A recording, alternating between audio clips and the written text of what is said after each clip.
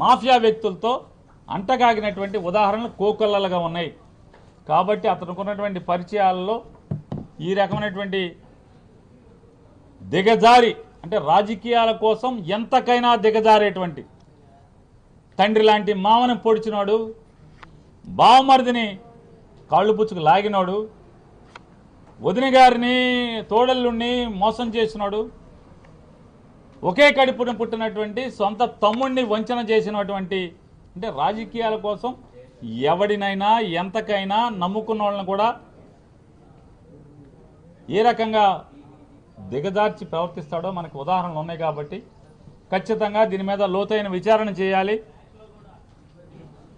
మళ్ళీ ఈ ఎన్నికల్లోపు వీళ్ళు డ్రగ్స్ తెచ్చి జనాల మీద వదిలి పంచిపెట్టకుండా ఓటు కోసం ఏమైనా చేసేటువంటి దిగజారే ప్రవర్తన చేయకుండా అరికట్టాలని చెప్పిన ఎలక్షన్ కమిషన్ గారిని కోరటం జరిగింది. ఆయన తప్పకుండా కేంద్ర ఎన్నికల కమిషన్ గారి ద్వారా కేంద్ర సంస్థలన్నీ కూడా విచారణ సంస్థలన్నీ కూడా అలర్ట్ చేసి అటువంటి పాపాలు జరగకుండా చూస్తానని చెప్పి ఆయన చెప్పారు.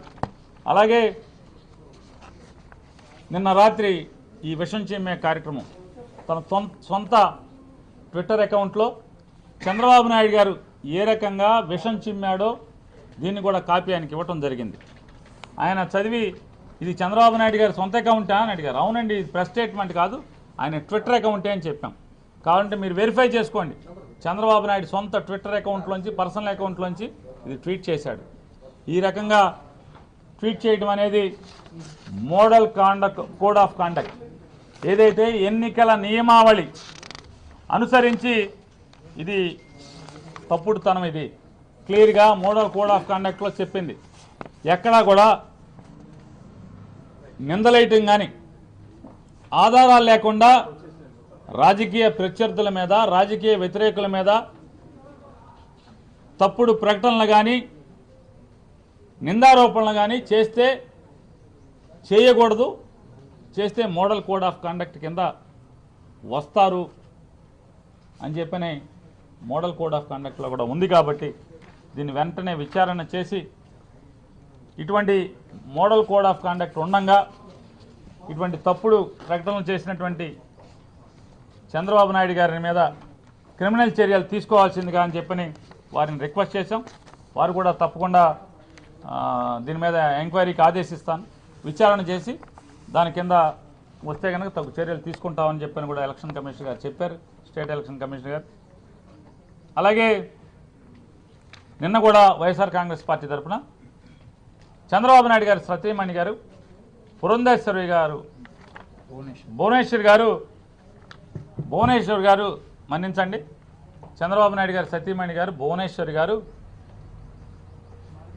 నిన్న ఆవిడ ఎన్నికల నియమావళికి విరుద్ధంగా పక్కన ఎన్నికల్లో పోటీ చేసేటువంటి తెలుగుదేశం పార్టీ అభ్యర్థులు అలాగే ఎమ్మెల్సీ వీళ్ళందరూ ఉండగా ప్రజల్ని ప్రలోభ పెట్టేటువంటి ప్రయత్నం కింద వచ్చేటువంటి చెక్కుల పంపిణీ కార్యక్రమం ఎన్నికల నియమావళికి విరుద్ధంగా ఆవిడ చెక్కులు పంచిపెట్టడం అనేది సాక్షాత్తు వాళ్ళ ఈనాడులోనే అచ్చు వేశారు.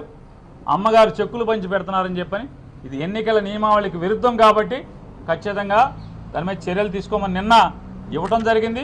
ఈరోజు కూడా అయ్యా సిఇఓ గారు నిన్న ఇచ్చాం, దాని మీద ఏం చర్యలు తీసుకున్నారని కూడా వారిని అడిగాం. నేను జిల్లా కలెక్టర్లకి ఆ సంబంధిత జిల్లా కలెక్టర్కి రాస్తున్నాను, రాసి ఖచ్చితంగా ఎన్నికల నియమావళికి విరుద్ధంగా దాంట్లో చెక్ ఇవ్వటం అనేది పొరపాటు, చెక్ ఇవ్వటం అనేది కరెక్ట్ అయితే కనుక చర్యలు తీసుకోమని చెప్పని కూడా కలెక్టర్లకి ఆదేశాలు జారీ చేస్తాను, సంబంధిత కలెక్టర్ అని కూడా వారు చెప్పడం జరిగింది. ఇది మరొకసారి అలాగే ఈనాడు పేపర్లో ఇవాళ దుర్మార్గంగా కిరాతకంగా వైజాగ్ డ్రగ్స్ గురించి ఒక బ్యానర్ ఐటమ్ పెద్ద హెడ్లైన్స్తో రాయటం జరిగింది.